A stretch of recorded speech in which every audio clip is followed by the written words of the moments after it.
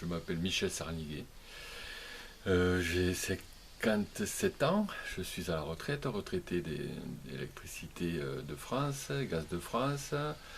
Et j'habite en France, dans le département de l'Ariège, sur la petite commune de Sainte-Croix-Volvestre.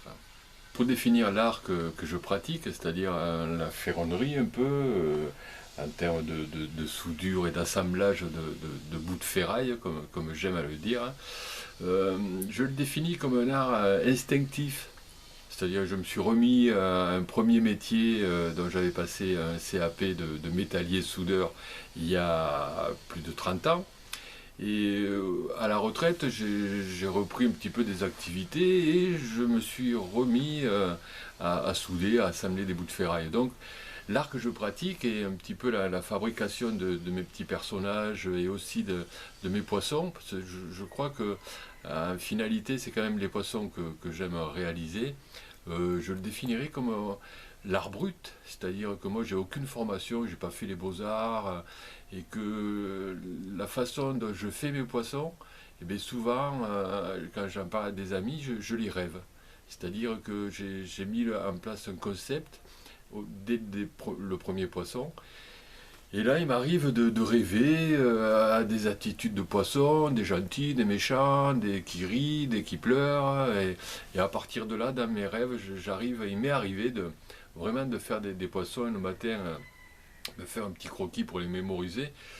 Et encore, c'était vraiment inutile parce qu'une fois que je les ai dans la tête, la réalisation est assez facile pour moi. Et là, je prends énormément de plaisir aussi à fouiller les tas de ferrailles que j'ai glanés à droite à gauche, chez mes voisins, chez des agriculteurs, et à mettre en place, à réaliser le poisson dont j'ai rêvé 2 ou 3 nuits auparavant. Et j'y prends du plaisir. Donc à partir de là, je crois que l'art brut, c'est à un moment donné un hobby, c'est-à-dire un passe-temps.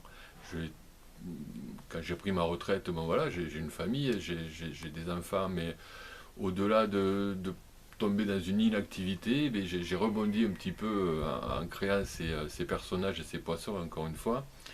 Et le but de ces poissons qui me font bien marrer quand je les réalise, c'est aussi de faire rire les gens qui les voient. Et je dois dire que j'ai une certaine satisfaction de ce côté-là parce qu'il faut bien marrer les gens, mes poissons. Et ça, pour moi, c'est le plus beau des cadeaux que je puisse avoir. C'est pas une nécessité économique, moi, de créer. Je crée pour le plaisir. Je crée pour rêver, je crée pour faire plaisir aux autres. Moi, j'ai des enfants, j'ai 2 grands-enfants et 2 enfants jeunes qui ont 16 et 14 ans et qui m'ont initié à l'art de la rue.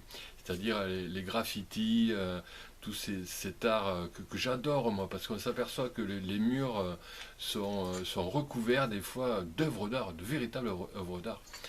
Et c'est eux qui m'ont fait connaître Banksy pour parler du plus connu, de celui qui a une aura mondiale, je pense, en tout cas européenne, et qui est un véritable artiste.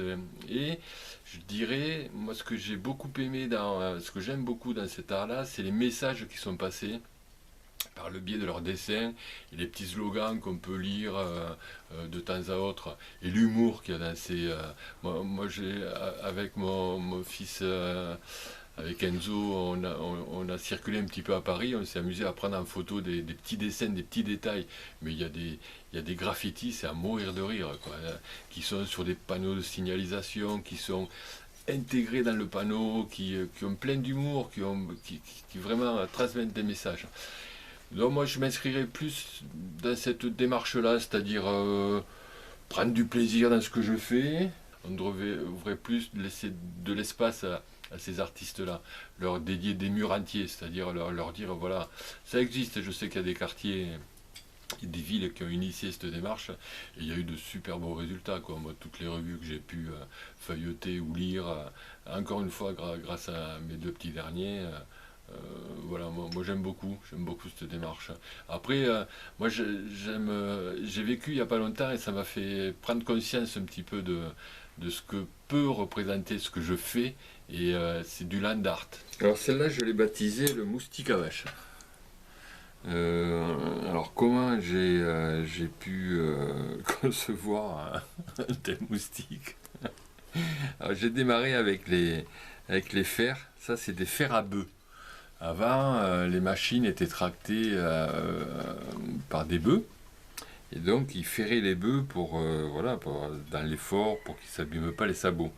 Et en voyant ces deux fers, je me suis dit, ça pourrait faire deux ailes.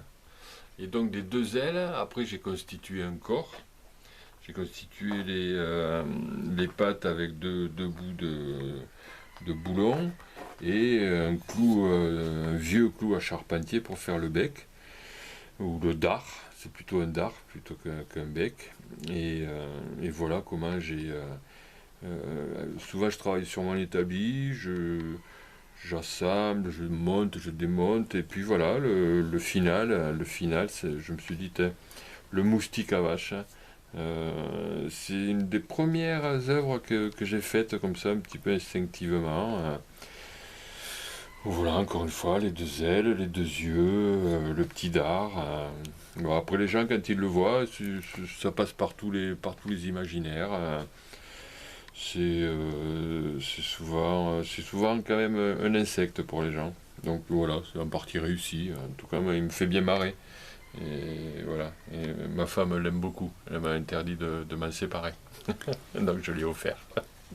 Voilà pour le moustique à vache. Après, le chenet auquel j'ai mis ce long bec là. Alors lui, c'est mes enfants, les deux garçons là, Enzo et Matteo. Et c'est Matteo, oui. C'est pris de passion pour les phasmes.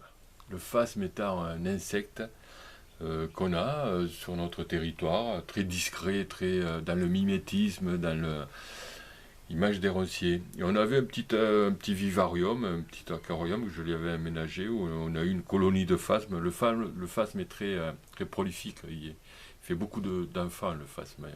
On avait plein de phasmes dans la maison à un moment donné. Et voilà, le chenet, un peu le corps, un peu cet aspect un peu allongé, m'a inspiré un phasme. Voilà. Et à la base, c'est un chenet qui sert dans les cheminées par chez nous. Après, j'ai tout démonté parce que ça, c'était devant, ces deux bras, c'était devant. Donc voilà, j'ai tout réassemblé, deux petits boulons, une pointe de fourche, le phasme était né. Voilà pour le phasme. Et lui là, l'éléphant, le pseudo-éléphant, alors lui c'était un jour, j'étais en colère. J'étais en colère contre nos élus locaux. Chez nous, un éléphant, chez nous et puis en France en général, de toute façon, ce sont ces élus qui cumulent les mandats depuis des décennies et qui ne savent pas se retirer. Et donc on a ça, nous, sur notre territoire, des gens qui sont élus depuis des décennies et qui ne savent pas passer la main aux autres. Parce que, alors pourquoi je m'interroge toujours sur pourquoi. Je dis, je vais faire un éléphant qui incarne nos élus politiques du canton, et voilà le résultat. L'élu local ressemble à ça, à peu près. Moi, tout ça, c'est pour rigoler, bien sûr. Mais en même temps, il fallait que je me défoule un petit peu. Parce qu'ils m'avaient mis en colère, les élus locaux, de ne pas savoir, à un moment donné, laisser la place aux générations qui arrivent. Et je trouve ça dommage. Donc voilà, je suis pas très très content, mais bon, c'est normal. Voilà, les élus, je suis pas très content non plus. Donc, mais il fait rire pas mal de gens quand même.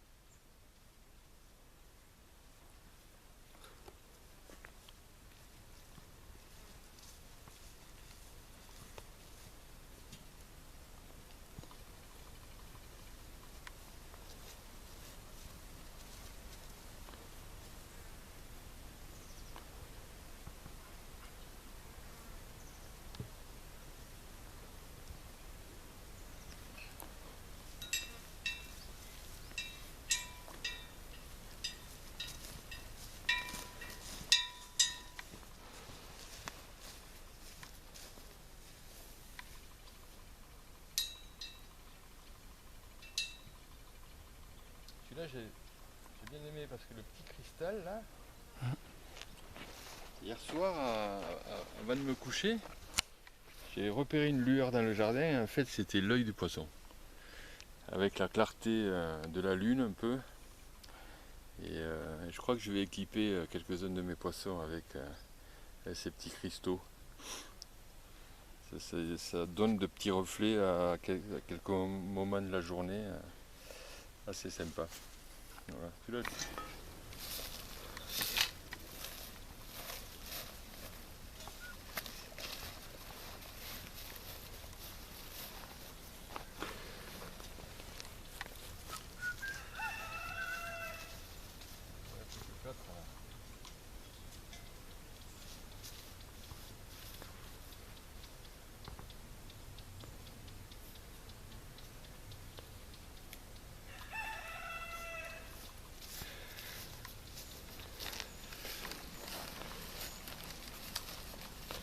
ça c'est mon épouvantail à arbre. Alors lui je l'ai fait pour participer à un concours d'épouvantail organisé par le marché local. Ils avaient une thématique, ils ont eu l'idée de mettre en place un concours d'épouvantail. Donc bon, voilà, j'ai fait un épouvantail durable dans le temps, c'est-à-dire dans 20 ans il sera toujours là. Je ne sais pas s'il fait beaucoup peur aux oiseaux, mais en tout cas, encore une fois il fait rire les gens. Et j'ai remporté le 3e prix. Oui monsieur, le 3e prix. J'étais très fier. Donc voilà, c'était une bonne histoire, une rencontre humaine aussi avec les organisateurs du marché, bien sympa. On a passé une excellente journée, très très bonne. Voilà l'histoire de l'épouvantail. Et après, ce qui reste de mes poissons, il faut que j'en fasse d'autres.